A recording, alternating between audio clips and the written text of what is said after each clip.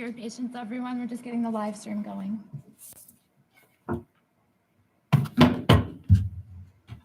May I please have a motion to return the regular board meeting to public session? Ms. Poulin, may I have a second? Dr. Singh, thank you. All in favor? Opposed? Abstentions? Motion carries unanimously. I call the regular board meeting to order. All board members are present except for board member Mrs. Beeger. Dr. Littman, would you please lead us in the Pledge of Allegiance to the flag? I'm very glad to. Thank you. I pledge allegiance to the flag of the United States of America and to the republic for which it stands, one nation, under God, indivisible, with liberty and justice for all. Thank you. Before we continue with our regular board meeting, our superintendent, Dr. Brown Hall, wishes to say a few words. Thank you, Board President Leatherborough. Good evening, everyone.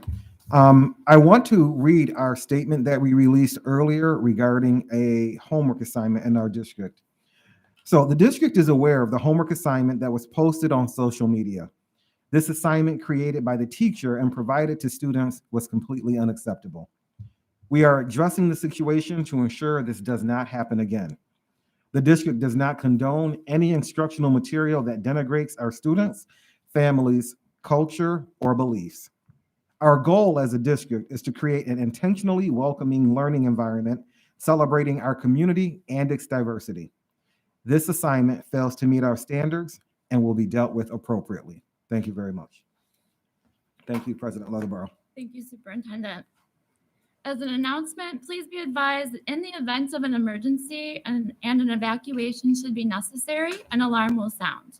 Please note all marked emergency exits and evacuate well away from the building. At this time, we request that everyone please turn their cell phones and other electronic devices to silent. And also a reminder that face coverings must be worn at all times while in the building. Thank you. For the purpose of agenda review, is there a motion to approve the agenda as presented? Thank you, Ms. Kasmerzak-Faulkner. Is there a second, please? Thank you, Vice President Van Sice. All in favor? Opposed? Abstentions? Motion carries unanimously. Dr. Brown Hall, I turn it over to you for our district shared decision-making report. Thank you very much. So the shared decision-making report is in board docs. I will let you know that our teachers, our administrators, our students, our parents work diligently on their school shared decision-making document. And then as a district committee, we review each of those documents to make sure that they are in line and that they are focused on what the shared decision-making document should entail. We then, after we review them, we meet again. Board member Beeger is on the district-wide shared decision-making team, along with myself, Dr. Balin. We have principals on the team. We have parents also. Unfortunately, our chairperson, Ms. Helen Miaski, who is a parent and who's been running our district shared decision-making for years, was not able to be here tonight, but I will let you know that all of our plans are up to par and they are in line with the commissioner's regulations.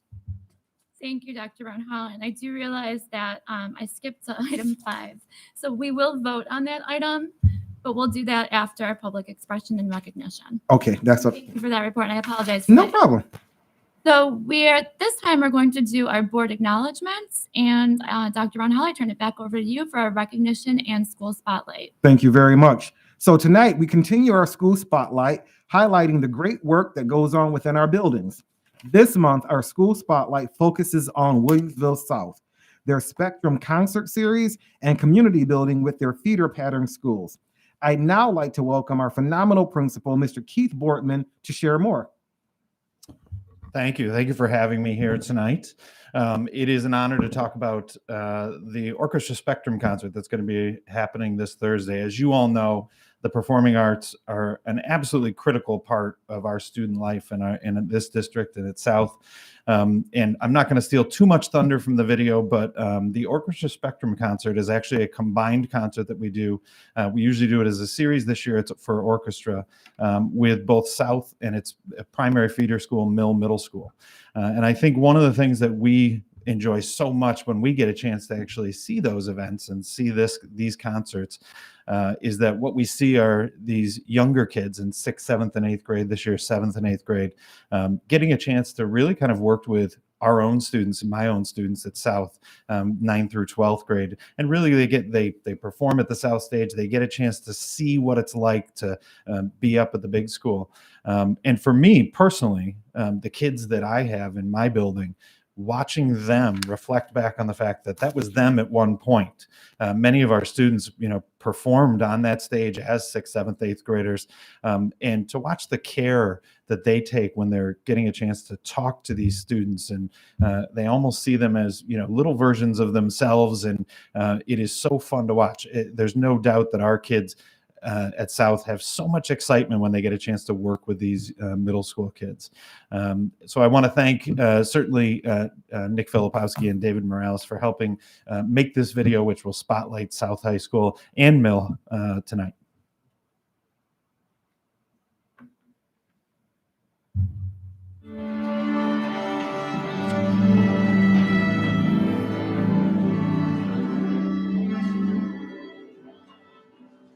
So the Spectrum concert is a chance that we get for our middle schoolers to come and play with our high schoolers, for them to be able to see where they will progress to and where their life can go. I think it makes a huge impact on them as a person and a musician. It's one of my favorite concerts of the year, and band and choir feel the same way. They do the same concerts. I think it just really helps build the whole south side of the district as one big family. You have kids who are going to be Billies at some point in the future performing with current Billies. A lot of these kids have actually done this concert as 6th graders, 7th graders, 8th graders in the past. And so they now see the ability and have that ability to actually influence these kids just like they were influenced. We have such a strong performing arts program here in Williamsville. And, you really see that shine through with events like this. We play some combined pieces, some pieces just showcasing like our one class. It's awesome because we're all together and then we can meet each other and look back at when we were in the 6th grader shoes, and then they can see kind of hope for the future. When I was in 6th grade, I was able to play with a senior sitting next to me. And I thought that was just super inspiring. And then I was like, I can't wait to be that senior. And now I am, and I'm excited to do that again. So it was really great. I had an older brother who's 4 years older than me, and he was in the orchestra. I think it's kind of a cool experience to get to play with your family members. It's something not a lot of people get to do. I don't get to see a lot of kids from Mill usually. I'm never really down there. So when they get to come here and bond with us, it's a nice experience. Are we psyched to play at South on Thursday? Yeah! The kids are really excited just to play at the high school, and we rise to a new level when we play with the high schoolers. We believe that it's valuable enough for our middle school kids to see what our high school kids are doing. It's a really valuable part of our program. We are really psyched about it. I love seeing what the 6th graders are doing and knowing I will have all of them in a couple of years. And then remembering my seniors when they were 6th graders, because I still see them all as a 6th grader, even when they get to me, and just remembering that is where they started. And now look at everything they've accomplished. It's a big leadership role for them. I think it's a big self-esteem booster that they're like, hey, someone might be looking up to me. They're feeling like I have the power now to inspire this younger person. It's a great celebration of what students have accomplished at every level. Awesome. Thank you very much, Principal Boardman. That was really great. Thank you, Principal Boardman, for being here to share that with us. Are there any board acknowledgements at this time? Dr. McCleary? Yes, I guess it's probably not an actual acknowledgement, but I would just like to say that I believe, all know that our faculty, staff, and administration are phenomenal people, but extra kudos need to be sent out to the individuals who helped distribute the test kits on Sunday when it was, not a school day even. So thank you to those people. Absolutely. We're moving on to item 4, which is our public expression section of our meeting, and I call on board member Ms. Kazmierzak-Bogner to review our public expression format. Thank you, President Leatherbarrow. Welcome to all who've come to observe this regular board meeting. Although state law does not require us to hold a public comment period, we have chosen to do so because we believe it is crucial for us to hear from our community members about their concerns and issues. Having said that, please note that the board is here to listen. The public comment period is not designed to be a discussion. Accordingly, please do not expect the board to respond to your concerns and questions tonight. This is because we take your concerns seriously and want to have sufficient time to process and research issues if need be. We will respond to you by email after our meeting or have the proper staff member get back to you at the appropriate time. Finally, we recognize that right now our nation and our community are polarized on a number of issues. That said, we want our school board meetings to serve as an example to our students that both our school board and our community members can deal with controversial issues in a civil manner and demonstrate mutual respect. In that spirit, we will insist that all speakers and audience members maintain civility and respect for any divergent views that others possess. We ask that speakers please address their comments to the board directly rather than the audience. And in the unlikely event the meeting becomes unruly, the board will recess the meeting and return once order has been restored. The board will now entertain public comments for up to 30 minutes. Each individual speaker is allotted 3 minutes. You'll be signaled at 2.5 minutes so that you may conclude your remarks. After I call on you, please step up to the podium and state your name. Our first speaker registered this evening is Tim Terrell. I don't believe Mr. Terrell is here. The second person registered this evening is Pam Brunsko.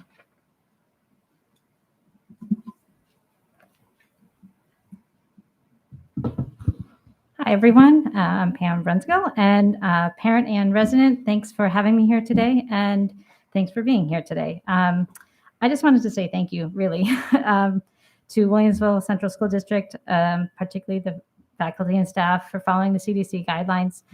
Often voices of individuals who appreciate efforts taken to keep a community safe as possible aren't heard amidst a loud chorus of complaints and those who want to push back against it. So sometimes it helps to be reminded that we in the community are supremely grateful for following these medical suggestions and guidelines, as confusing as they are, because they keep changing as the virus evolves. I appreciate the faculty and staff who continuously show up for work, and as you said, came on Sunday, and I appreciate that you handed out those test kits, which we have already used in our house. Awesome. So just a continuous thank you for meeting our students' needs, our kids' needs, and especially our faculty who are doing this despite an unending assault on our profession. And I say our because I was a teacher as well. While also we have to support our own families. Despite individual issues, as the district addressed earlier in the email today, overwhelmingly, everyone in the district, our teachers, food service workers, aides, everyone, we're going above and beyond for our kids. And I propose that we find a way to show just how much we value the service beyond platitudes, because it really, the last few years have been so hard. And I think our teachers, our staff have just worked incredibly hard to do what they can. That's it. Thank you. Thank you, Ms. Brunskill, for your comments. And that is the end of public expression for this evening. All right, thank you very much for that. We are moving back to our agenda. We did 5A out of order, my error, so we're moving to 5B. This is the approval of the biennial review and plan for participation for shared decision-making.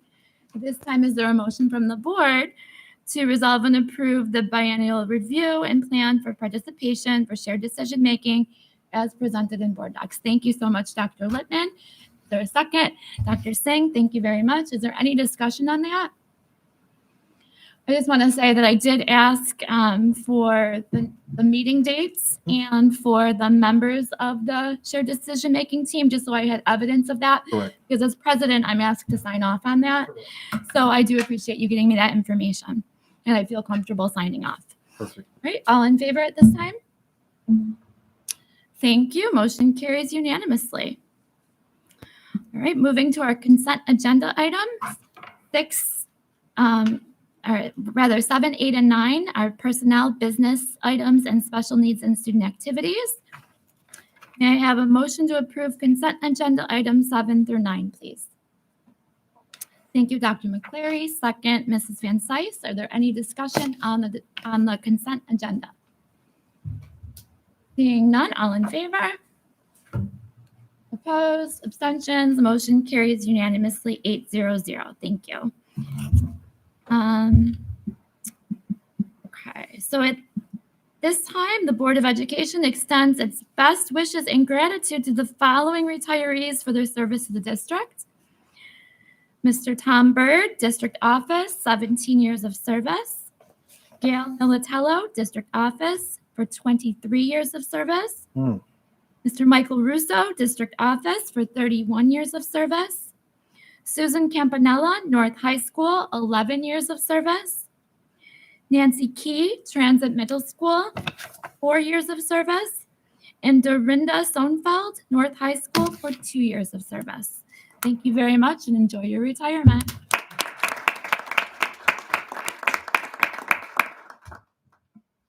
We've got big shoes to fill, Superintendent Brown Hall. Yes, we do.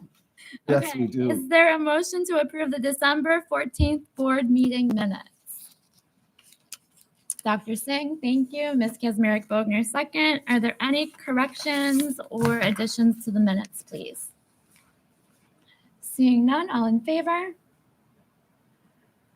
All hands up equals motion carries unanimously 8-0-0. All right, we're moving on to our president's report. Just give me a moment while I pull this up. Thank you.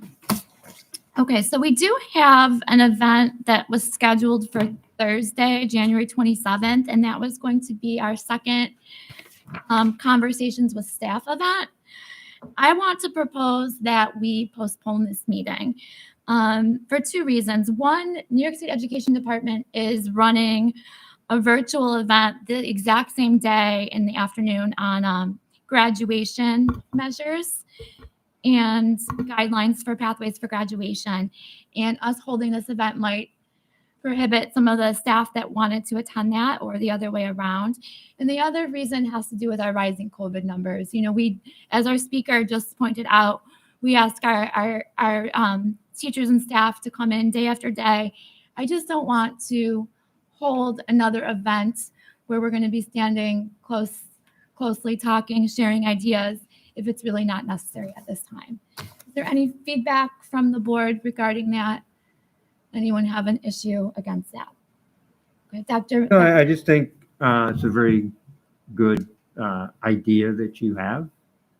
Thank you, Dr. Littman. Okay, and it's not something we have to vote on, so I just wanted to share that out. And to all of our staff, we will postpone it. It won't be completely canceled. All right, so we also have, as I just sort of referred to, New York State Education Department is holding a review of graduation measures. That same night, January 27th, it's actually the afternoon from 2 to 4 p.m.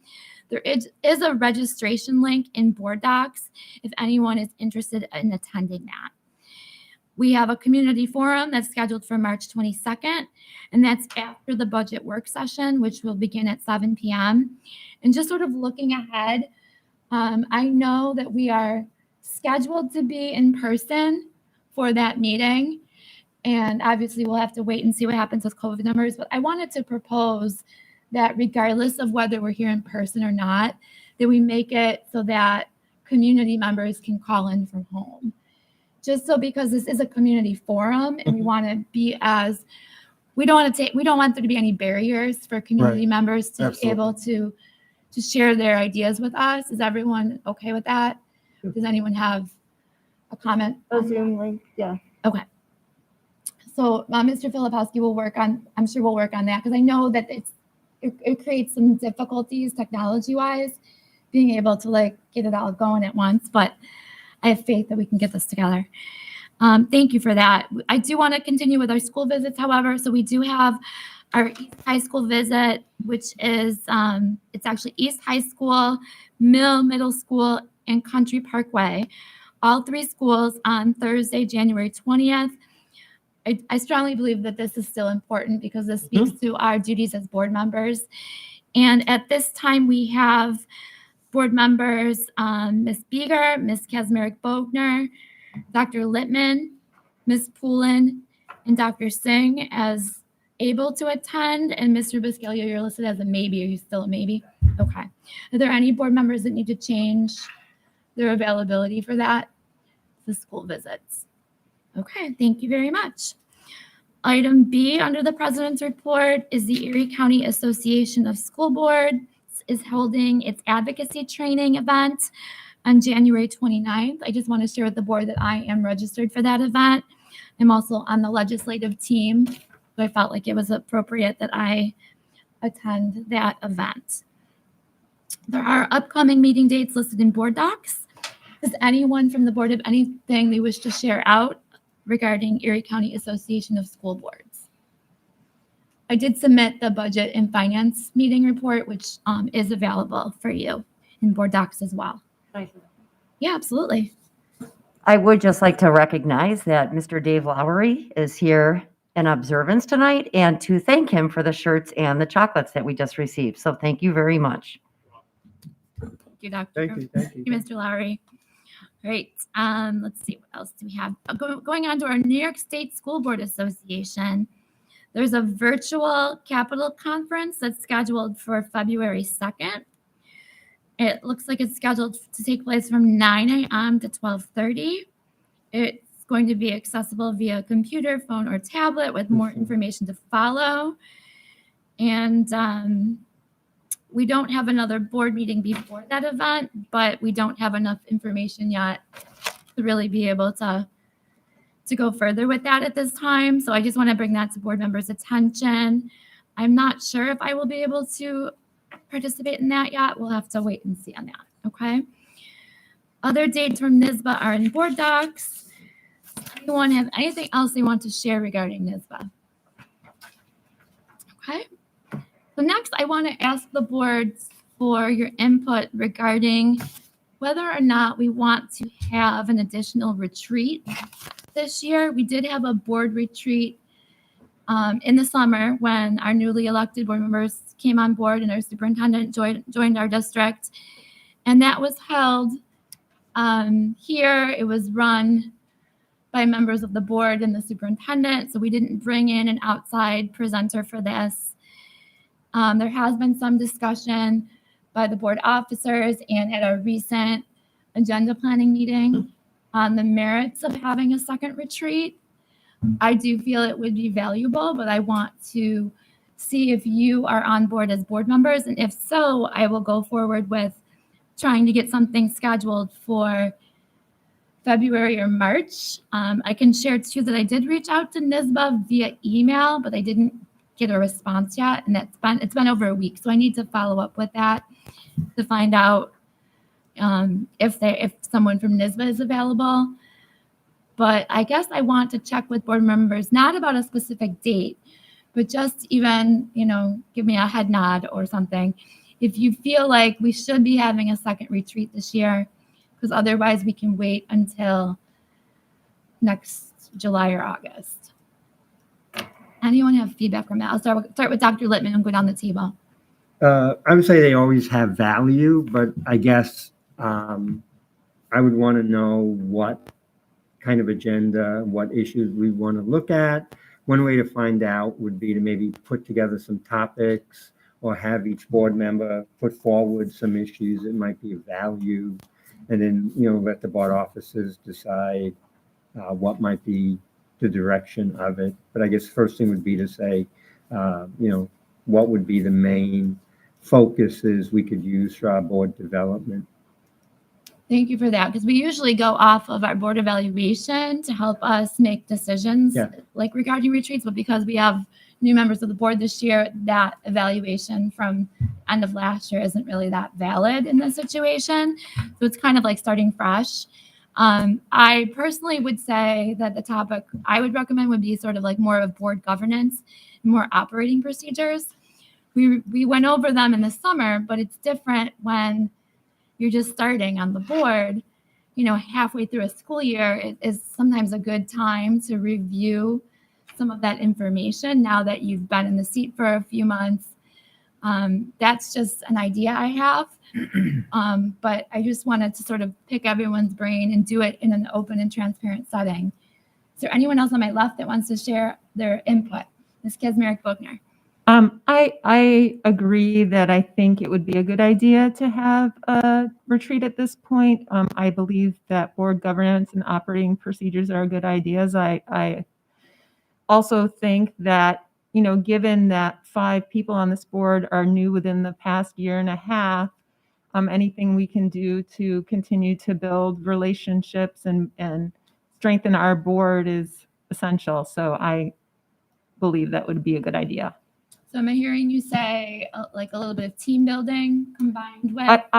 Yes, I would love to have some team building in addition to the board governance and operating procedure. Okay, thank you for that feedback. Anyone on my right wish to contribute?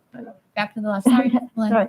Yes, I would echo what Board Member has said. I would agree with that.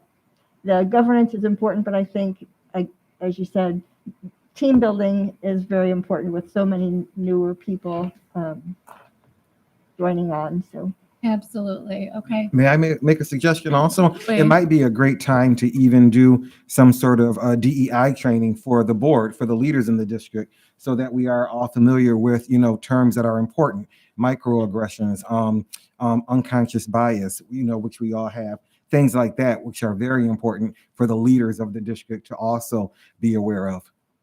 All right. very much so. Thank you for that. I'm just taking a few notes. And on my right, any input regarding a future retreat? Vice President Van Slyce.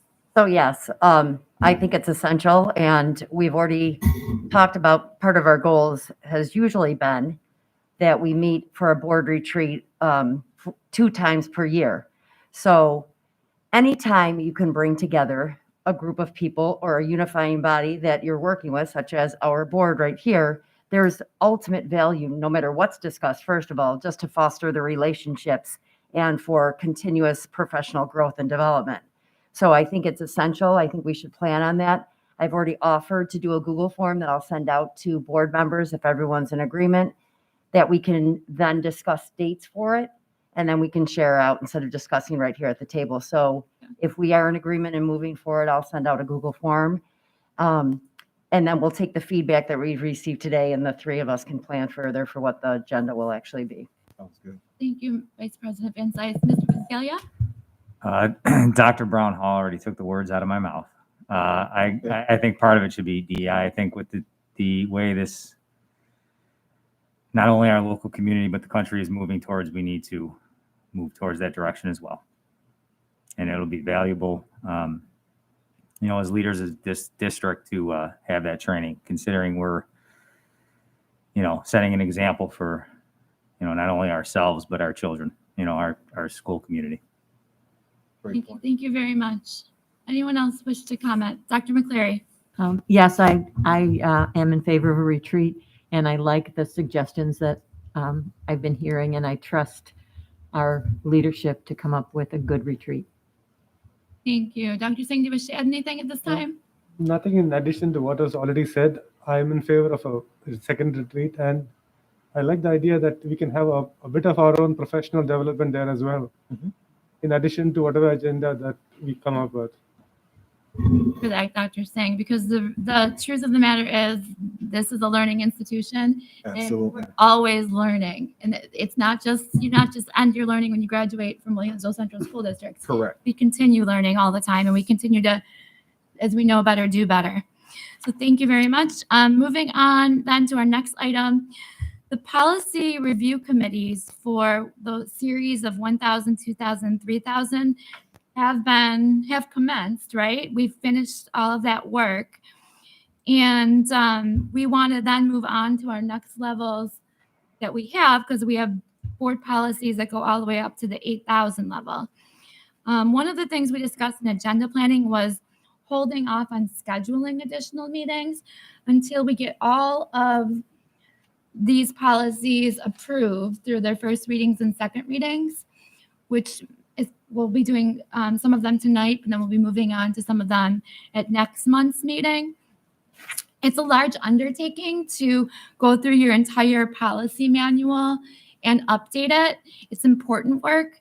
We also want to make sure that as we get into the next levels of policies that are more content specific, that we bring in and utilize our district leadership team and our experts in the different fields as appropriate, so that it's not just us here at the table making decisions about things we don't know about. Correct. That would be appropriate. So Dr. Brown, I'll work with you. Absolutely. And we'll wait until we get all of the pending policies approved. And then we'll come back in February and we'll schedule some time. Perfect. For the next steps. Okay. And that is all I have for my president's report today. So at this time, Dr. Brown-Hall, I turn it over to you for the superintendent's report. Thank you very much. And before I start the superintendent's report, we're going to do the community update. And the community update is a little lengthy this time because we cover a lot of important topics regarding the district goals and the progress. That entire document is in board docs, but we do want to highlight a few things. And we give an update on our DEI in here, strategic planning. So there is a lot. And I just want to let you know that before we get started, but it's important information.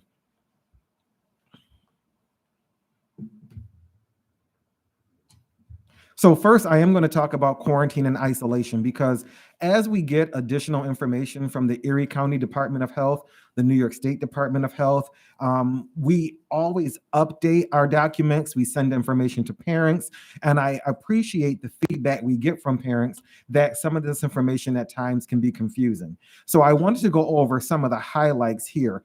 So isolation. So if you test positive for COVID-19, we are still requiring that you isolate regardless of vaccination status. An individual is required to isolate for a minimum of 5 days. So that regulation changed this past week with the 5 days, right? And so that's why it's very important, but you still, regardless of vaccination status, must isolate for a minimum of 5 days. Quarantine, if you've been exposed to a COVID-19 positive individual, if you are unvaccinated, you must quarantine for a minimum of 5 days. Fully vaccinated individuals and those infected with COVID-19 within the last 30 days are not required to quarantine. So when we have close contacts in the school building, and we have to determine if a student needs to quarantine because they've been a close contact, these are the first things we ask, right? If they're completely vaccinated, they are not required to quarantine, or if they've had COVID-19 in the last 90 days, they are not required to quarantine. Now, with the new regulations and the new guidance about the 5-day minimum, the definition of fully vaccinated in that document changed a little. So fully vaccinated is defined as ages 5 to 17-year-olds who have completed the primary series of COVID-19 vaccines, right? So 2 weeks after their second dose.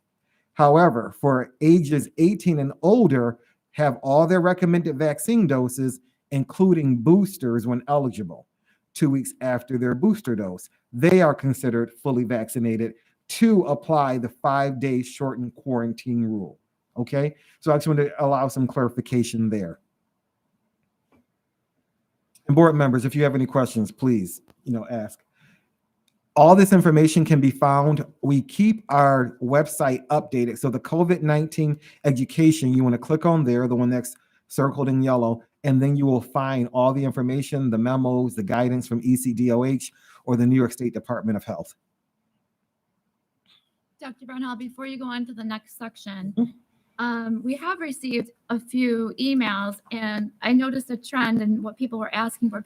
A few parents are asking, even though the state is saying the quarantine is now 5 days, can we as a district still allow for 10 days? And my understanding was that no, we cannot. Because Correct. otherwise, we would be denying a child's right to a free and appropriate public education. Absolutely. Is that's And that is the response? that is the accurate response. And that's why we are adhering to the 5-day quarantine as long as all of those guidelines are met. Now, if a student who is under quarantine begins to develop symptoms, then no, they still have to do the entire 10-day quarantine. That 5-day quarantine is only if you are either asymptomatic or your symptoms are improving. Okay, thank you for that. And then one other question regarding the guidance with them asking for the students and everyone to wear a well-fitted mask. Correct. There have been some questions about will different masks be provided to our district. I hadn't seen anything that the state was going to be providing them to us. And that, and let me explain that, because that's a very good question. And we do have masks available, Oh, right? we do. So we do have masks available. And if we have at the school building N95 masks, right, that are available. So if a parent requests that their child wear N95 mask, we do have them available at the school buildings. Okay. Can that be, I'm trying to remember if that was already communicated to parents, but even if it was. We can re-communicate it. Absolutely. I did see that popped up as a question to me today, and I didn't have the accurate information. So I appreciate that. And the N95 masks were provided by the Erie County Department of Health. Okay. So we have them available in the buildings. The parents can contact the schools to get them. Correct. But we're not mandating that anyone wear the N95. It's a recommendation, because I know there were a lot of questions of parents, where do we get better fitting masks? We do have them available. However, the cloth mask, the well-fitting masks that we have, they are acceptable and they will serve the purpose. Okay. Thank you for that. Absolutely. From the board on the first section. Okay. Thank you. Thank you for your questions.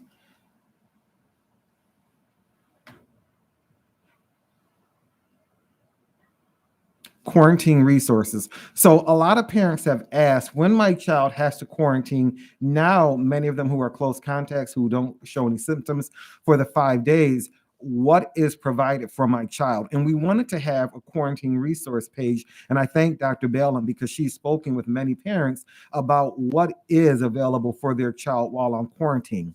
So our teachers do provide information, assignments, tasks, and resources to their students and parents using our digital systems and through their landing pages, right? So students will not be behind in their schoolwork. Communication occurs between the student and parent and school personnel, whether it be a teacher, social worker, counselor, administrator. So there is communication between the student, the family, and the school. Students are provided with a device and a hotspot if they need. So at the school building, we have devices that we do give the students who are on quarantine. Teachers and staff monitor to assess for any needs of the students and the families, especially when they return. So a lot of parents are concerned when my child returns, they're going to be behind. One thing I heard from our listening tours over the summer was how phenomenal our teachers are and how they go above and beyond. And that has not stopped. When a child returns from being in quarantine or isolation, our teachers are there to make sure that student is caught up. They're there to assess if the student needs additional help, if they need to attend learning lab. But it's really important that the teacher be the one, along with the additional resources in the school, that work with that child to see exactly what they need when they return to school. And so again, our teachers, our counselors, our administrators, we are always there to make sure that our students do not fall behind. Just a quick question on that. I'm sorry. I'm going back to it. In terms of teachers, if they're out with COVID, what is expected at the schools? I mean, I don't want to sound insensitive, but obviously, if you have COVID and you're home sick, I don't think they're going to be putting lessons out there. I mean, they're sick. Dealing with that, I guess. And so it depends on the level, the severity of sickness. And I will tell you, many teachers who are out either under isolation or quarantine are still providing lesson plans, activities, and things for their students to do while the substitute teacher is in the classroom. So that is still taking place. Very similar if we have administrators who are out with COVID, they're still checking in. This is their building, right? Just like teachers, this is their classroom. They want to make sure that it's still running smoothly and that the students, the children, are still getting what they rightly deserve. And Dr. Brownhall, just to follow up on the last bullet of your slide there, yes, the teachers are going to be monitoring, but I also want to make sure that we're encouraging parents that, if you do feel that your child is falling behind as Absolutely. a result of Please. being in quarantine, don't sit back and wait for the email from the teacher to come. Like, take initiative right away. Proactive, correct. Okay. So I just want to be sure. And that's true for accessing supports in the high school as well. Absolutely.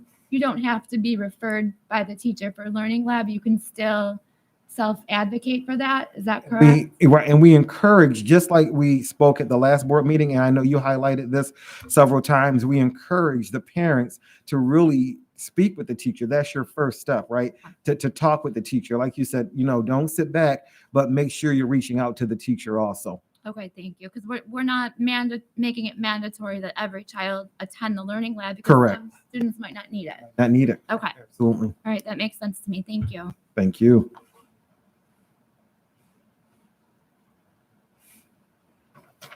Yes, okay. Test to stay. So last Friday, as you know, we had a Erie County test to stay meeting that was scheduled for Tuesday. The meeting was now then moved to Friday. So all of the districts in Erie County met with the Erie County Department of Health about test to stay. So at this time, this program is only available for students and not staff, and only students that were exposed and identified as a close contact in a school setting are eligible to participate. We're finalizing our written protocol for test to stay, and we're going to share that with our school community because it will involve parents bringing their students in if you're identified as a close contact so they can be tested before the school day begins. A negative test will allow that student to attend school that day. Our protocol that we are finalizing has to be approved by the Erie County Department of Health. And so once that occurs, we'll be able to start our test to stay program in our district. Parents and guardians will have to consent to participate in the test to stay program. So it's not something that's automatic. Parents and guardians have to consent. But we are working diligently to make sure we have a plan that we can submit to the Erie County Department of Health and get approved, right? So it's really us figuring out what the morning will look like for the testing of the students so then they can begin the school day. Superintendent Brownhall, is there a timeline for when the plan will be submitted? And also, do we have any sense of how long it's taking the county to approve plans? We don't have a sense of how long it's taking the county to approve plans. However, there are indicators that the county gave us that must be included in our plan. And our plan, we are affirming that we have all of those indicators at this time. And again, right now, what we're working on is what the morning will look like. We get that all figured out, we are going to be sending our plan in. We're looking to actually partner with an outside agency to conduct our test to stay so that we're not overwhelming our nurses in our building. Thank you. Board Member Biscaglia has a question. Sorry, maybe, I guess just a question of clarification. In terms of the test to stay, it would be only the unvaccinated if they're exposed being tested, or is it vaccinated as well? Only unvaccinated. Right. If you're vaccinated, okay. If you're vaccinated, you don't need to quarantine. You're Fine, not right. required. Correct. Just wanted clarification. Thank you. Thank you for that. That's a great clarification. Absolutely. Are there any other test to stay questions? And again, I apologize this is so long, but there's been so much information we've sent out. We wanted to make sure we captured it all in one place. Good, thank you. At-home test kit distribution, Dr. McCleary explained it earlier. The district distributed nearly 6,500 at-home COVID-19 test kits on January 2nd, that's Sunday, January 3rd, and January 4th. So I want to really applaud all of our staff, our administrators, our leadership team that actually worked so hard to make sure it was an easy process at all three of our high schools. And I want to give an extra special shout out to our communications director and / events coordinator, because he made sure that all of this ran very smoothly. So I want to thank everyone involved, and especially Nick Filipowski. So the question has come up, and we're asked almost every day, the remaining test kits, what are we going to do with them? So they can be used for our test to stay program, depending on if Erie County Department of Health is not able to provide enough test kits for us, or how quickly they're able to provide them. However, we are looking to also host a second test kit distribution in the near future. So I will let you know that once we get those logistics planned, we will share them with the community also to distribute another round of the rapid at-home test kits. Strategic planning.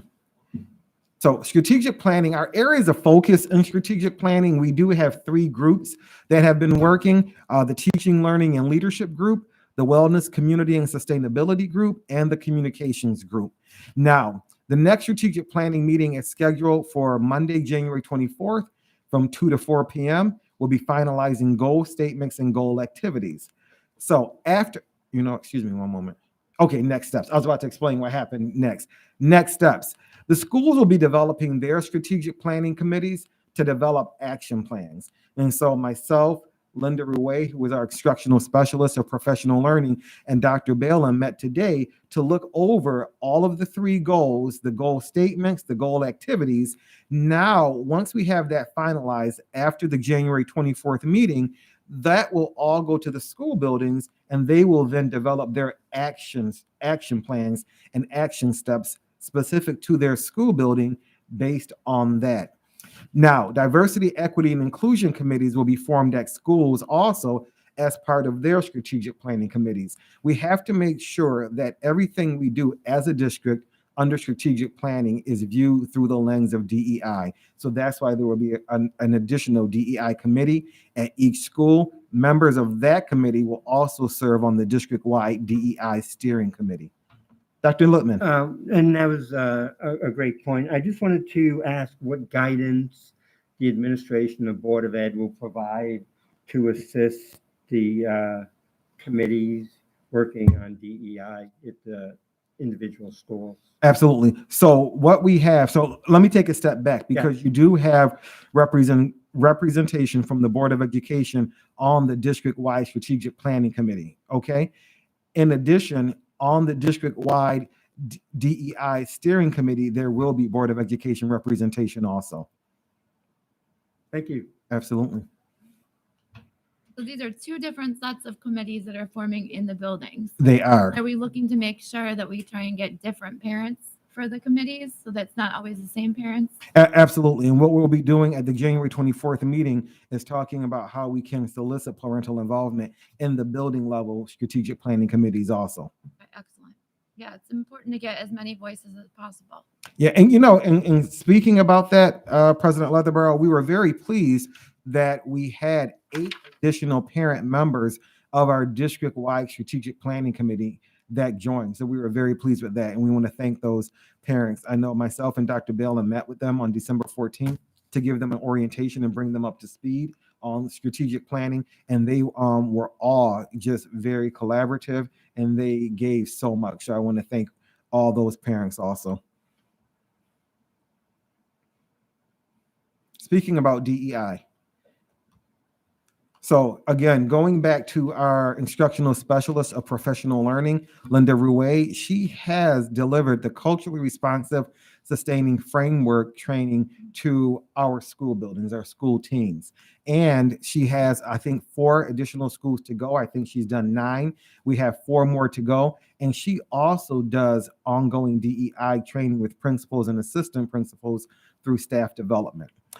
The DEI video. So you remember some time ago, we did a DEI presentation where we defined the DEI terms. Everyone was on a common playing field and we leveled it. That DEI information has been turned into a video that has then been annotated and will be shared with the staff and the community to view. So that will be a reference point available to everyone so that we're all on the same leveled field when we're talking about DEI basics. The district DEI steering committee will be formed after school committees have developed their DEI committees, and we're looking to get that formed in the spring. As I think I mentioned before, we're looking also to have a DEI coordinator for the district. Our DEI policy calls for that, and that person will be our instructional specialist of multilingual education when we get that position posted and filled.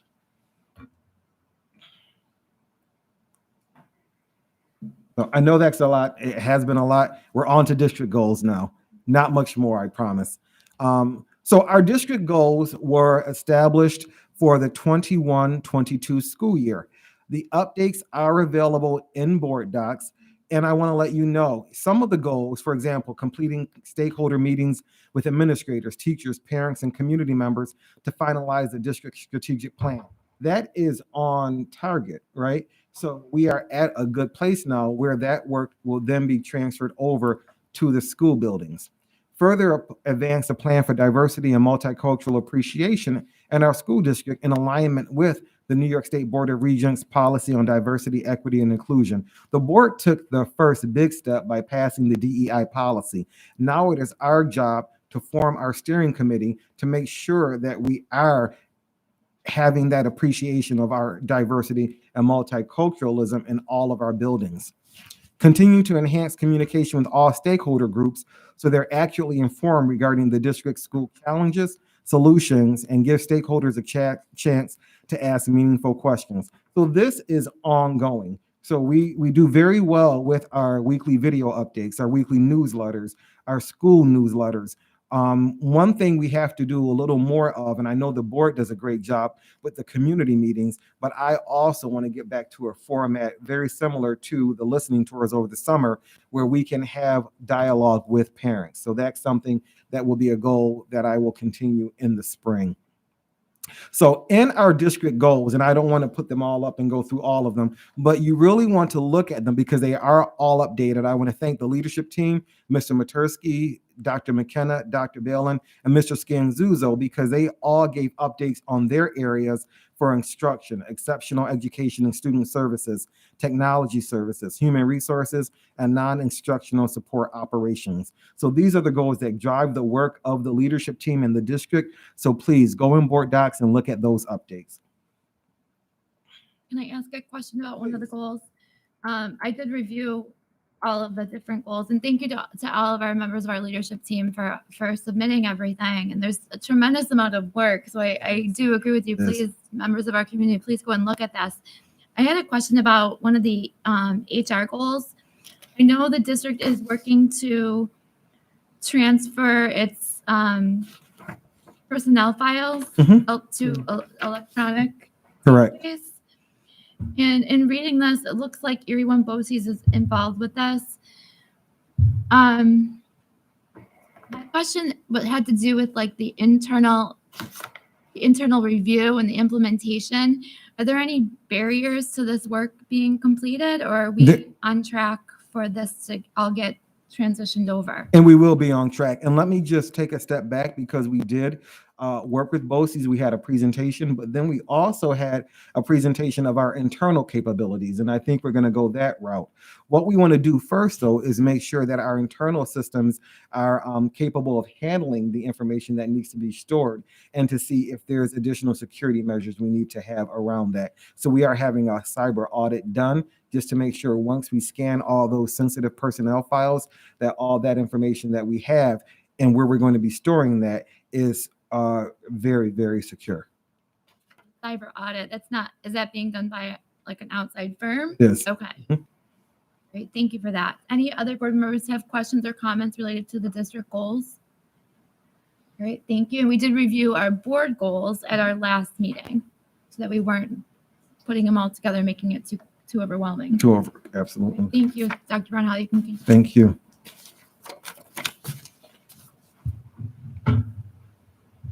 Athletics and music. And the reason this is important because I have been contacted by some parents asking if we're limiting or not having our music performances or any of our athletic events, because I'm aware that some districts locally have either stopped having spectators or have limited spectators. So I just want to explain what we're doing when we talk about physical distancing at music events, because our schools have adopted this. Family members are grouped in pods with 6 feet of physical distancing between the pods, and 2 members per student performing, depending on the event and number of students performing. At times, it may be more than 2, depending on the size of the ensemble that is performing. Next, physical distancing at athletic events. So our home athletes are allowed 4 spectators with 6 feet of physical distancing. Our away athletes are allowed 2 spectators. Students, general admission limited to a percentage according to the gym size. And I will let you know, talking with our athletic directors and with our instructional specialists of athletics, health, and physical education, we have not seen an overwhelming or crowded environment in the gymnasiums. We have plenty of room for our spectators, our parents to space out. One thing I also want to say about our music performances and our sporting events, they are also live streamed. So families that don't feel comfortable being in a situation where they may be, even 6 feet apart, they can also live stream those events. So Board President Leatherborough spoke about this. The NYSED, New York State Education Department graduation measures meeting is scheduled for January 27th from 2 to 4:30 p.m. We will be sending out a reminder because you need to register, and we will have that link in the reminder. Is this open to anyone, Dr. Bernhal? This is open to anyone. They want community feedback, parents, students, community members, Board of Education members. They want feedback from a wide array of individuals.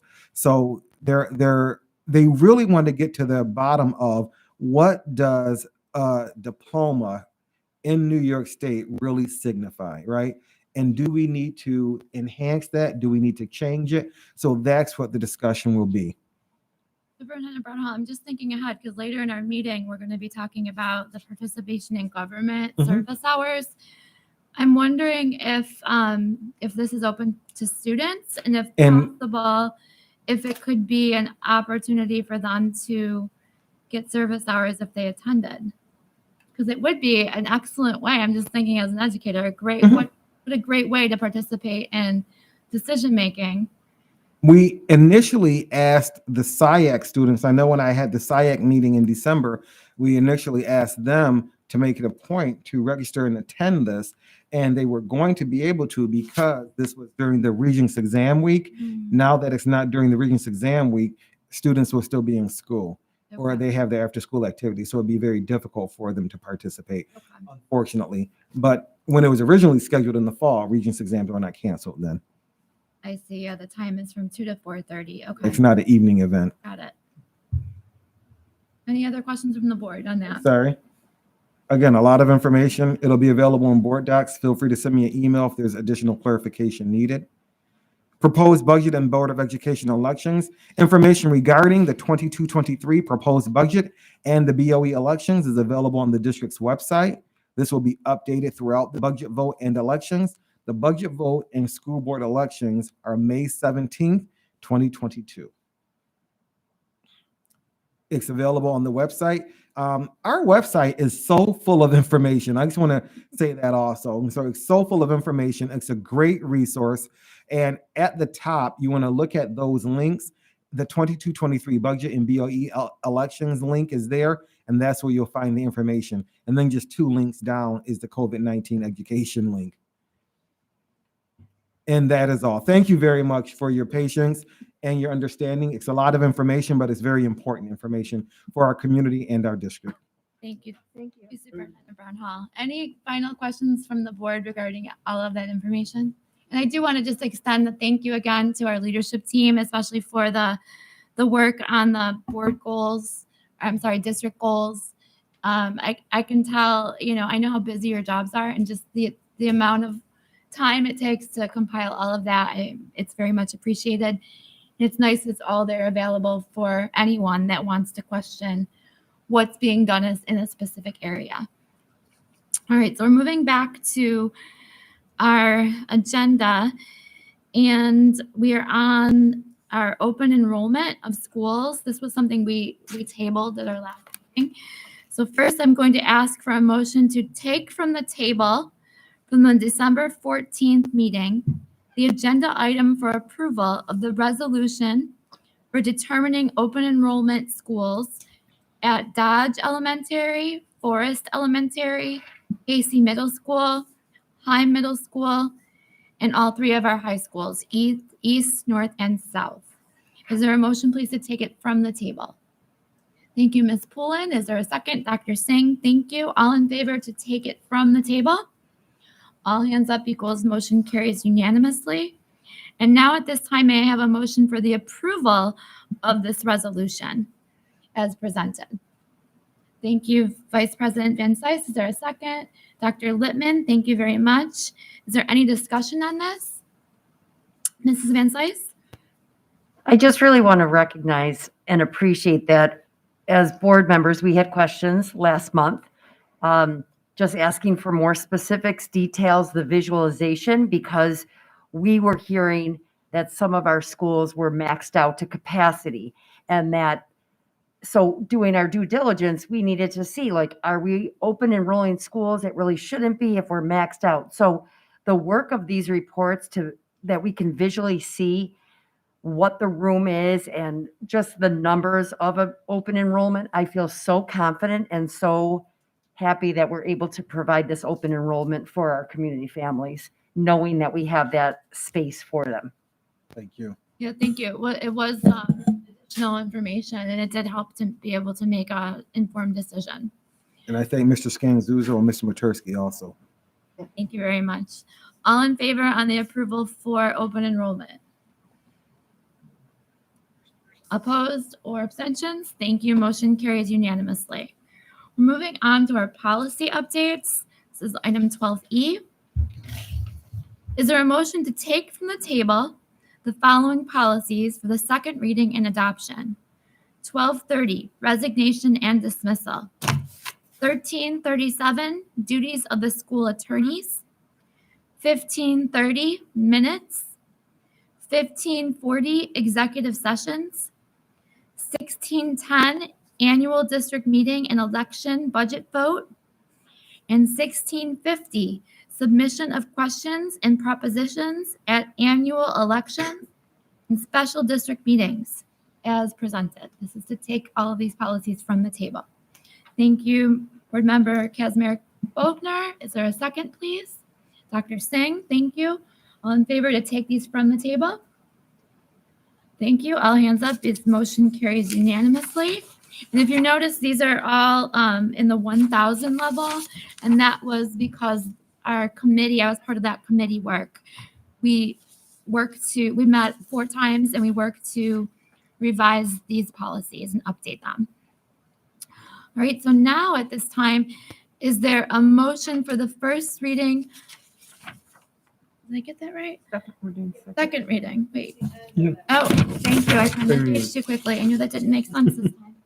Is there a motion for the approval and adoption of this for the second reading and adoption? And it's the same policies as I've read before, so I won't read them all again. It's 1230, 1337, 1530, 1540, 1610, and 1650. So second reading and adoption. Motions first. I'm putting my hand up. I don't know why. Dr. Littman, thank you. Board Member Van Cise is laughing at me. We did it. We've got the second. All right. And we discussed. And any other discussion? All in favor of this? Thank you, everyone. That motion passes unanimously. All right. All right. So now I'm going to flip here, and we're moving on to new policies that we're updating. So these are first readings. The other ones were second readings. Is there a motion for the first reading of the following policies? 1338, the duties of the school physician or nurse practitioner. 1339, internal audit function. 2310, membership in associations. 3130, shared decision-making and school-based planning. 3140, flag display. 3250, parent-teacher association. 3310, public access to records. 6160, professional growth and staff development, and 8242, character education and removal of policies, 3240, student participation, and 3430, uniform, violent, and disruptive incident systems as presented. All right, Ms. Kazmarek-Bogner and Ms. Poland, was your hand up for a second? Thank you for that. So this is showing a lot of the work from the 2000 level committee and the 3000 level committee. So thank you to the committee members that participated in that work. All in favor? Thank you. All hands up. This motion carries unanimously. And now we're going to vote to table these because we always do 2 readings for all of our policy changes. That way we have ample time for any member of the public to give input.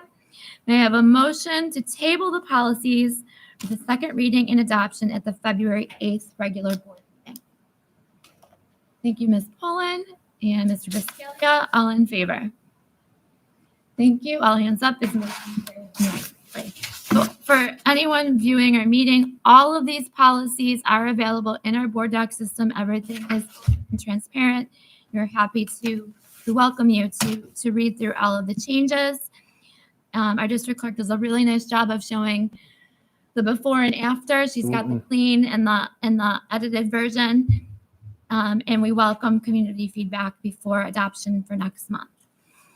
All right, moving on to item 13, which is our finance item. The 2022-2023 budget development January program continuation reports is in board docs. Thank you for that, Mr. Matursky.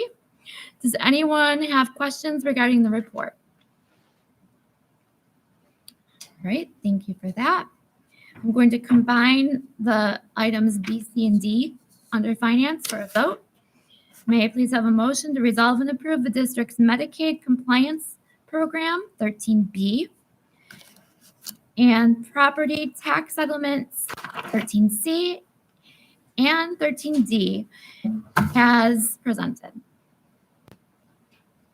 Ms. Poland, thank you. Dr. Singh, second. Any discussion on these items? Seeing none, all in favor? All hands up equals motion carries unanimously. Thank you very much. Moving on to our liaison reports. Would anyone like to report on a meeting or events that they attended recently? All right, and thank you, board members, for submitting your liaison reports on time. It's beneficial for all of us. Like if I can't make a North meeting, I know I can read the report, which is also always really helpful. So thank you for that. I do not have any legislative matters listed under item 14. Does anyone from the board wish to discuss a legislative matter at this time? Thank you. All right, we're now moving on to our curriculum, and the academic intervention plan is provided in our board docs system. Dr. Ronhall, did you wish to comment on this? On anything in the academic intervention plan, or ask Dr. Villan to share anything before we vote on this? It's a very thorough plan, and it's listed by grade and what interventions are available, how we assess what students need interventions. So it's a very thorough and detailed plan. And it's open, it's available to the public, it's in public view. Absolutely. So if you have a child in a specific grade level and you want to know what interventions are available, what extra supports are available for my child, there's a resource there. You can look at that. All right. May I have a motion then to resolve and approve the AIS plan? Thank you, Dr. Littman. And may I have a second, please? Dr. Singh, thank you. Is there any discussion? I have just a question. Yeah, go ahead. Just a question I have. So I see under all of the different plans for the different grade levels and the different subject areas, the assessment instrument and the entry criteria. I see that principal discretion, teacher recommendation. Am I right to say that a parent also, if they feel that their child needs some extra support, that the first contact they would go to after maybe discussing with the teacher is to reach out to their child's counselor? Yes. That would be appropriate to do? Okay, thank you. Thank you for that. Okay, all in favor on approval of this plan? Okay, thank you. Motion carries unanimously, 800. All right, and a couple months back, we shared a concern regarding one of our board policies and the participation in government community service hours. This came about after members from the board visited North High School at their request, and were part of a student forum. Right. So at this time, we're going to receive an update on the work that's been done in this area. Absolutely. And there's been a lot of work done in this area. And I'll ask our Assistant Superintendent of Instruction, Dr. Marie Balin, and our Instructional Specialist, Ms. Karen Greco, to come up so we can have a discussion with the board, let you all know what work has been done. And there is a PowerPoint in board docs also, so our public can see the work that has been done, the meetings that took place, and the recommendations. Wonderful. Thank you. Thank you so much. Good evening, and thank you for this opportunity. Thank you, Dr. Brownhall, and thank you to the members of the board. As President Leatherbarrow said, a few months back, a request was made following a visitation to North High School. We wanted to share with you, this is also in board docs, so our public has the opportunity to also view the slides that are prepared today. I want to take an opportunity to welcome and thank Karen Greco, our instructional specialist. She played a tremendous role in gathering much of the feedback that was reflected as part of the update this evening. And Karen serves as our instructional specialist for social studies, ENL, which is English as a new language, which used now LOT, which is now renamed to World Languages, and Library. So she has a lot under her umbrella. So if I may ask Mr. Filipowski, would you assist us with the slides, because we do not have any way to display them at the moment or forward them. So there are just a few slides we want to share with you this evening and a couple of comments, and then we're happy to address any questions that you may have. Thank you, Tom. Thanks.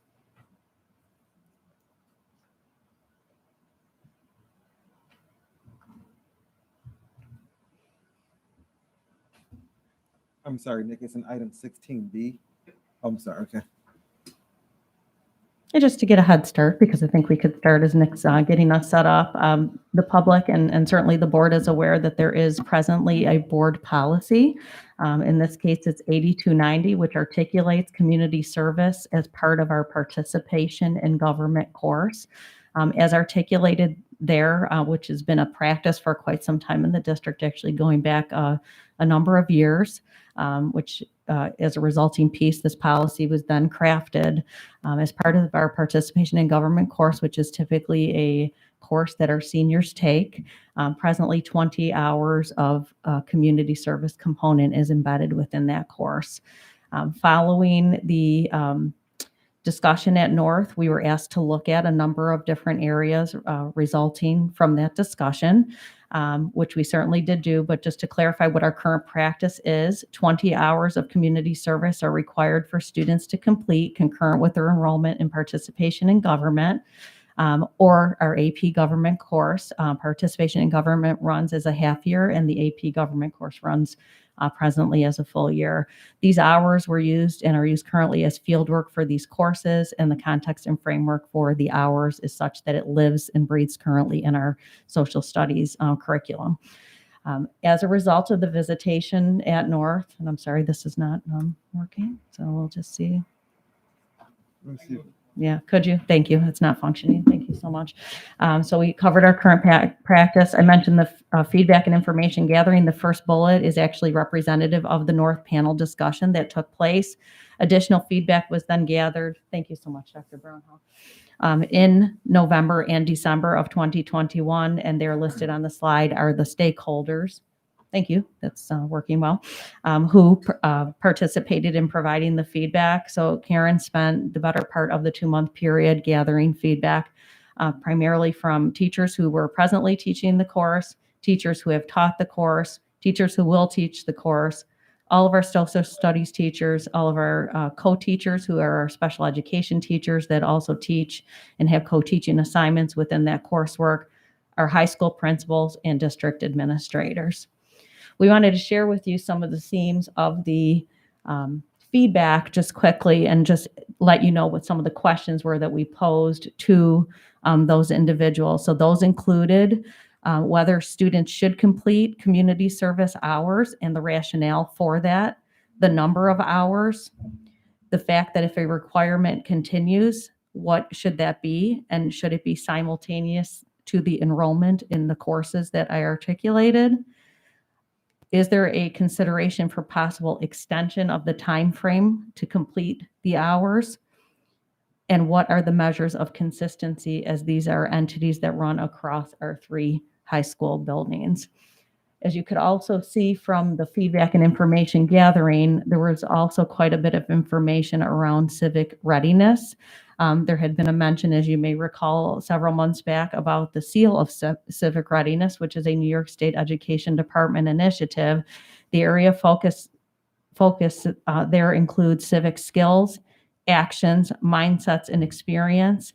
It really is a tremendous focus on civic knowledge and proficiencies and demonstration of civic participation, much of which currently resides within the discipline area of social studies. This also includes critical skills such as research, analysis, communication, strategies and solutions, reflection, and certainly a service orientation and component. So we wanted to share with you too some of the next steps that we'd like to take, and also let you and our community know, because we honestly think this is the beginning of a larger conversation. You are certainly aware, and our public may also be aware, that many schools across New York State are engaged now in field testing the seal and some of the requirements. So we're expecting to get a lot of information this spring, and certainly at the conclusion of the school year, as a result of their experiences, which we think will also help to inform more of our long-term view of where this also may take us in the future. But as some next steps to consider, one of the items that really came about is a part of the feedback that we talked about at both the board meeting and the information gathering is the amount of time afforded to students to complete the hours. What we did affirm through the feedback is that the service orientation and the ability to do some service to your community is something that we do value. That was a theme that was very loudly and very forcefully and very respectfully at the same time projected by our stakeholders. This is something that's been very important to our students and to our larger community of Williamsville, and that is something that our stakeholders would like to see continued. The piece about the time frame was a very vibrant conversation, and that was given a lot of careful thought and consideration too. And what we'd also like to do, as I said, is collect the information from the pilot and see if, again, from there, if anything else may come from that. But what we're looking at is really next year, because as you can imagine, we are quite a ways through this school year already. Some of our students have taken the course that we mentioned, and some are yet to take it, and they're starting to take it in the spring. So with that being said, anything this year would be very difficult in achieving, because we have half of our students who have already started their coursework and others who had not started yet. So to be really looking at it with starting with all in mind, next year is really the time to put the beginning stages of some changes in place. And one of the items that we really thought to include is looking at, instead of allowing for the half year participation in government, is making an allowance to look at collecting and really looking at hours through the full year lens as a starting point. I do know some questions had come up about summer and possibly extending out to other years. What we're seeing is, again, we'd like to see how this next year goes. We do want to remind too that we do run a summer participation in government class. So at that time, students are also amassing hours if they're in the course. So there's a lot of, I hear the term multiple trains running. It is not that it's not achievable, but you are looking at summer, and when we run our classes, it is a separate entity at this point from our full year. Anything that runs in fall and spring, it is a separate entity. If we move forward with the Seal of Civic Readiness and look to see as possible resulting from the pilot school feedback, that may be something we look towards, but that would very much change the nature of what the course and the construct of the field work as we're seeing it now is about. So even with our current proposed change, it really takes the service component and extends it outside of participation in government to that full year, because at that time, students are not enrolled in the course, whether it be in the opposite semester, either the fall or the spring. So with that, there is also a management component, because presently, as it's resulting in the course association, the teachers are managing the hours. They are receiving requests from the students. In some cases, suggestions are made, but in a lot of cases, the students find their own opportunities. So while we have documents that speak to, various opportunities, and we had to enhance it because of COVID, because at the time, as you well know, and our community knows, is a lot of on-site, in-person opportunities were not either available or encouraged because of the pandemic. So we really had to also look at virtual options and other ways for students to exercise their service learning and orientation. So we want to look at that too, because that was something really that came about predominantly because of the pandemic and the fact that service still wanted to be continued. It just had to look a lot different than what it had looked like in the past. But we are going to have to articulate a system for receiving the requests / hours. There is still an analysis. The key piece that happens now that we have to really be thinking about is it comes with a conversation. It doesn't come just as a static piece of, I remember some of the comments at the previous meeting, which we wanted to guard against, which is just a checkbox or, just saying, I crossed this out as, I've done it and now we're moving on. We want it to be an engaging piece. And that has been a piece that has been very vibrant within the course construct that we presently have that we don't want to lose with the extension of the time frame. So that interactive nature in some capacity has to be there, and we have to figure out how to make that happen, since in large part the students will not be in some cases with the instructor at that time if they are starting in the fall, for example, and not necessarily enrolled in just the participation in government. They may, for example, be in economics. So part of our bulleted components on this slide just really speak to some of the constructs we have to have logistically speaking to manage the new system. From there, and this is something I know Karen has talked about with colleagues, this is something we really want to see how this will work. We've had the requirement as it stood for quite a long time. We are obviously looking to take some additional next steps to expand and move beyond where we are now. And we're seeing this as a way to do it as a first step and then see where we can go from there, really with the civic component of the seal in mind. Because what we are able to do now and carry forward, maintaining the number of hours, is if you look at the way that students can earn points for the seal, this positions our students quite nicely for obtaining some of those necessary points in order to move forward. And in fact, what it also positions us to do from a program standpoint is look at our middle school program, because if you look at what New York State articulates, some of the efforts made actually for students, it is a K-12 focused with some key aspects that can actually be implemented in middle school. So while certainly we understand that at this time it's very much still centric to the curricular components within social studies, we do believe that this expansion will allow additional flexibility for students and families, generating more conversations about how to meaningfully engage both civically and from a social perspective, giving back of yourself to your community, as well as potential next steps moving forward to achieve the seal, which we really think a number of our students, and just hearing some of the feedback already that's coming from the pilots, is it's something that students and families are very interested in, and we want to make sure we have a step ready for that moving forward. So I will just ask Karen to help address any questions that you may have, but also, again, wish to thank her. You talked to a lot of people, Karen, so I don't know if you just want to say anything real quick about that, and then we'll get to questions. Sure. Good evening. Thank you, Dr. Balin. One thing I do want to share and just add on to what Dr. Balin has already shared is that the conversations that I had with teachers were plentiful and vibrant.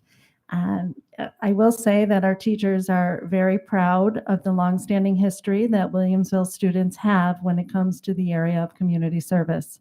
Williamsville students each year give back thousands of hours in our community that has positively impacted organizations, families, and others.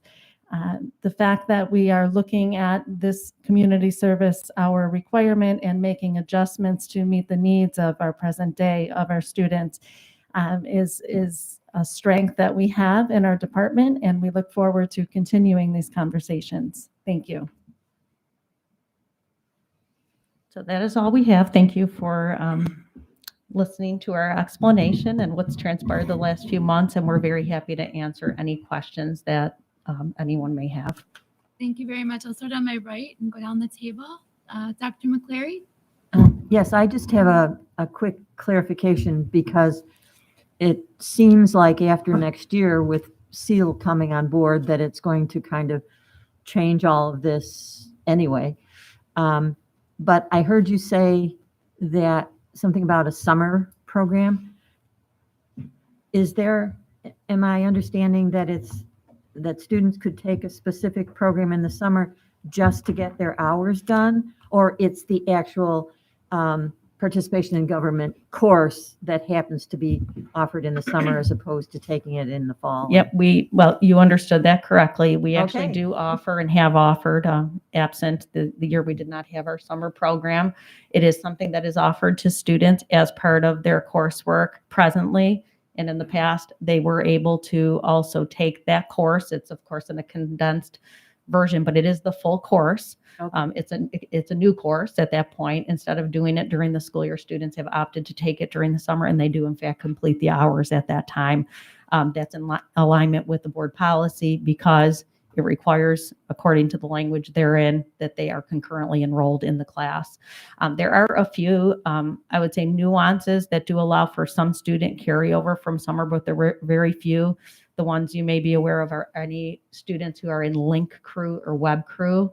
Because of the amount of time, effort, and energy that is spent, they are allowed to, by virtue of that, to carry some of those over. But typically the summer has been a standalone. It actually is its own term. So when you look at our reporting structures, summer work has its own term, our school year has another term. So anything we would look at moving forward, that's something we would have to look at very carefully as to how to manage, log, et cetera, because they are actually independent terms of one another, just as each school year is independent of one another. But that's something we're going to look at moving forward, and that's where the SEAL pilot and some of these unfolding discussions will help us, because what we will have is information at our disposal from the districts who did the pilot to talk about some of these items that we're considering. So we really feel like taking this step of expanding the time frame will help us in the immediate future, because our scheduling, believe it or not, it's hard to believe, but we're already looking at next school year.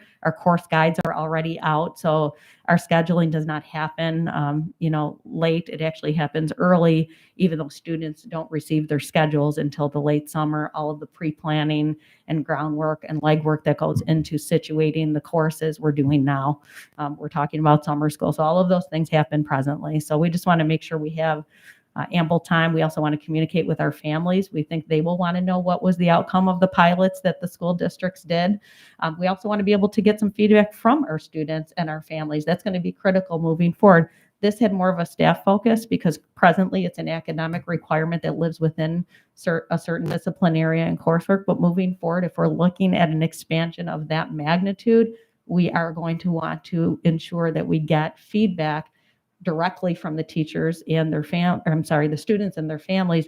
In this case, the teachers were able to represent what they have heard, experienced, et cetera, from their own students. But looking at it outside of social studies and through a broader lens is yet another undertaking in and of itself. So we really feel like this is a strong intermediate step before we get the other information under our belt. Yep. Thank you for the Thank you. clarification. Anybody else on my right that wishes to comment on this? Mr. Biscaglia? I'm just happy to see the extension of throughout the whole year. Not just because it gives kids an opportunity who, do sports or other activities to finish those hours, but I also think it's important that it gives them more of an opportunity, the students, to pick and choose things that they are, in tune to and have a better understanding of the community, and it gives them an opportunity. It's a learning experience. They can pick and choose things that they desire and want to learn about. And if we're shaping our students to be, citizens in the future, that helps. So I'm glad to see that. Thank you. Mrs. Van Cise? So currently, our Board of Ed policy does not specify whether these community hours need to be done, can be done within the school day or need to be done outside of the school day? Is that something that is still in discussion? We did talk a lot about that. I'll ask Karen to elaborate a little, but what I will say to you is we did look at that quite carefully. So vetting against, and I want to thank Mr. Biscaglia for mentioning what you did is what, if any, opportunity might there be during the day? During the day does have its added challenges, one being we don't want to force service. We want to make sure there is some choice involved. So we did really look at that part, and I think it really needs more discussion. There were several barriers to school day, if you will, service orientation, because then it really isn't a student's choice. It really is something that we're dictating. So unless we say it's a freedom of choice day or something of that nature, so anything we would have as an activity, we are thereby then dictating that students should be performing the activity. And then you also, anytime you leave a school building, technically that constitutes a field trip, which we need parental consent. And in the event that parents would not feel comfortable with the children, students participating in the event, then we feel like they would, there would be an unequal participation at that point. So that really needs its own elaborate conversation. Right. My hope is through, again, the pilots for the SEAL, we want to gather some information about the types of opportunities that were afforded to the students and what those might look like. But at this time, and in talking with the principals too, because this was a piece they would have to endorse as students would be leaving their buildings to perform certain tasks or use their school time to do it. It really, that needs a lot of careful examination to be able to feel comfortable with that. So I guess I was activity. looking at what's already been done in the past with not doing a whole class, telling them what to do. As an example, being a PE buddy, does that constitute community hours? Another example, my own daughter experienced that. My daughter was chosen by your social studies teacher to attend a U.S. Constitution First Amendment right full day assembly. She had to pick a need and concern of her school. She had to come back. She chose the inequality of women versus male sports. So she had to do her presentation to the athletic director. All of that was considered community service hours. She was able to meet that. But we're also hearing other students are being denied that opportunity and they have to do it after school. So my big concern at this point is just whatever is decided, that it is consistent to all of our students, all 3 high schools, no matter who the teacher is, because I know even maybe at one school when the teachers change, maybe we lose that consistent piece. So that would be my big ask with this. Yeah, we could definitely make sure as these conversations continue, because I hope that's part of what we're conveying is this is not a one-time conversation. So that is something we could certainly speak to. We do know that teachers are receiving student requests. So we do want to make sure whatever consistencies are there need to really be communicated and afforded to the students. But primarily the result of the service are outside of the day and out of the building. But we do know that there have been instances where certain activities have been, allowed.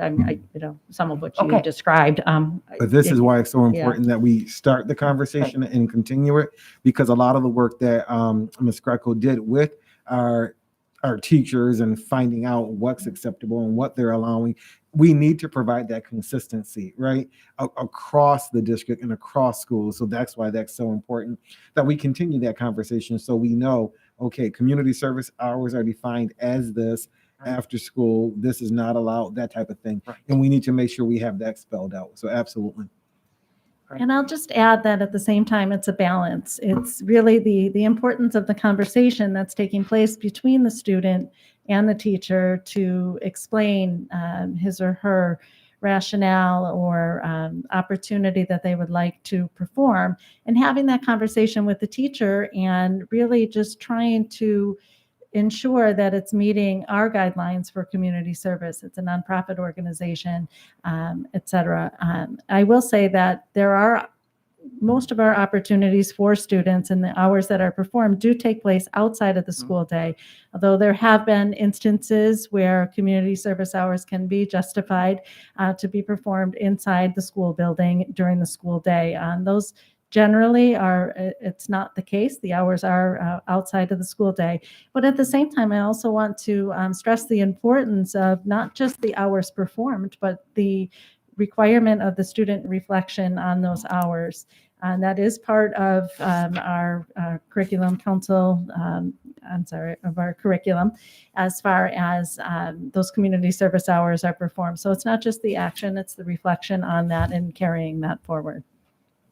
So I think to get to a resolution and the consistency piece, it's really the articulation of what is the purpose of the hours and what are the parameters around the hours. And I think that's where we really see then things can get vetted and really that consistency can be achieved. But I certainly don't discount the fact that conversations are important. But I think when we're looking at general operational principles, I think we have found this very valuable. Strategic planning is one good example, is you start with your values first and your goals, and then you go from there. So I really do see that as one of our continuing conversations moving forward.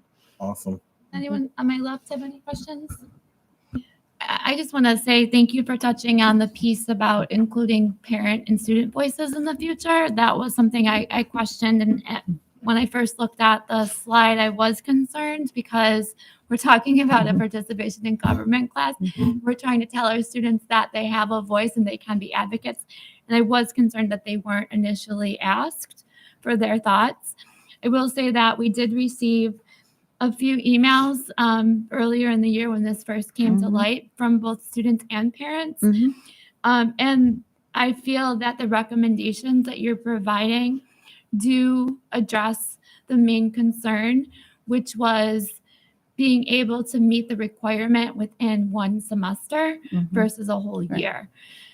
Because our students who are in the AP government class did have a full year. Right. Where students who were in the participation in government for a semester and then economics to the other half, they did not have the same amount of time. So I'm satisfied with this, but I'm also glad to hear that it's going to go back to them, because we want to send that message that your voice matters and teach students from a young age how to advocate and also get results, right? So I'm hopeful that I'm even hopeful that this video can maybe be played in the government classes so that they can see an update of what's going on and be part of the progress. Thank you very much. Yeah, and thank you to very all of much you. for all of the work on this. Absolutely. Thank you. Thank you.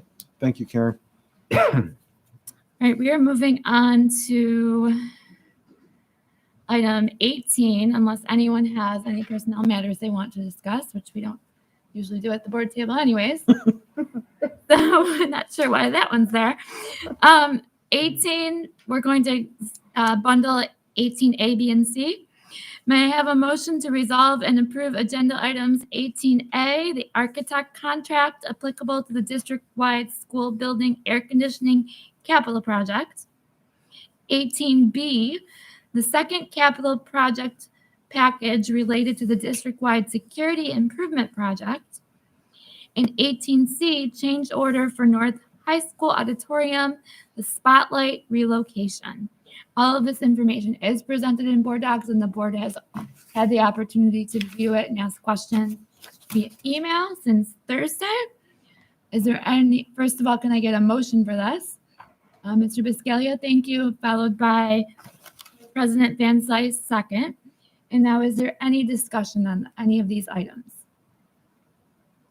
Mr. I just Lemon. wanted to make a comment on all of these finance items. All of this money has already been budgeted, so it's already been taken care of. So it's not any new money, it's not any additions, except in the construction part.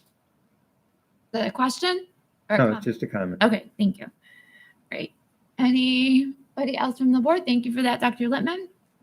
Okay, all in favor? All hands up equals motion carries unanimously, 800. Thank you. Okay, we will now have a public hearing. Let's see. Mr. Matursky will review what is in board docs if necessary.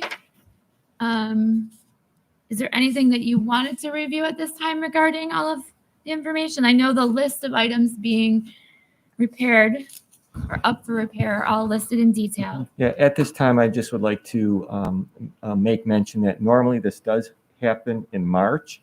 However, we moved it up purposely because of really the impact COVID has had on supply issues as well as pricing. So in order to do this earlier, we're able to get our purchase orders in through the contractors to obtain the items we have. And again, everything listed here is what we're going to be doing with a not to exceed amount of $960,000. And our capital reserve is funded at about $5.3 million. Thank you very much, Mr. Matursky. So this item, for anyone following along, it is 19A. All of the schools are listed in board docs that are receiving improvements, and it specifically lists what the job is at each school. So it's all right there for anyone that has questions about it. All right. So at this time, we will have a public hearing for the proposed repair reserve projects only. We're only talking about the proposal for these projects at this time. Anyone here in the audience wishing to address the board regarding the proposals is welcome to go to the podium at this time. I'll rush up at once. Stampede. Okay, thank you so much. I don't see anyone wishing to speak on any of the items. With that in mind, may I have a motion to resolve to adopt and approve the repair reserve funding as presented? Thank you, Ms. Van Cise. May I have a second? Ms. Pullen, thank you. Is there any discussion on these items? All right, thank you. All in favor? Opposed or abstentions? Thank you. I don't see any. Motion carries unanimously. Item 20, there are no matters to discuss for student activities. Does anyone have a topic to bring up under committee of the whole? All right, I don't see any hands up. Is there anyone that wishes to discuss a correspondence or mention a correspondence? All right, I can just share that we did receive just a handful of emails asking about some of the COVID protocols, specifically, are we making changes to masking or are we making changes to social distancing? I think you reviewed everything in your community update. And there was also, I think, 1 or 2 emails about how their students can access supports, both academically and social emotionally, for when they miss school due to COVID. And you also reviewed that during your community update. So thank you for that.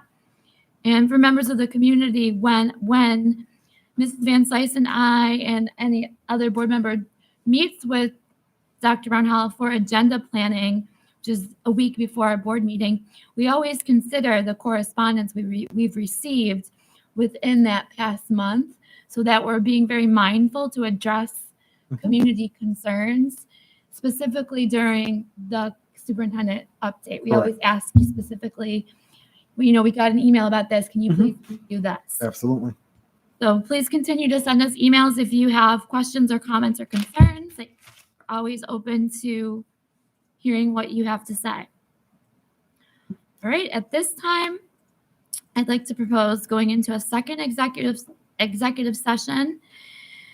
May I have a motion, please, to adjourn the regular board meeting and recess into executive session to discuss superintendent's mid-year job performance, a personnel issue, and to continue discussions on contract negotiations. Thank you, Dr. McCleary and Ms. Pullen. Thank you. Is our second. All in favor? All hands up equals motion carries unanimously. We are now adjourning into executive session. Thank you.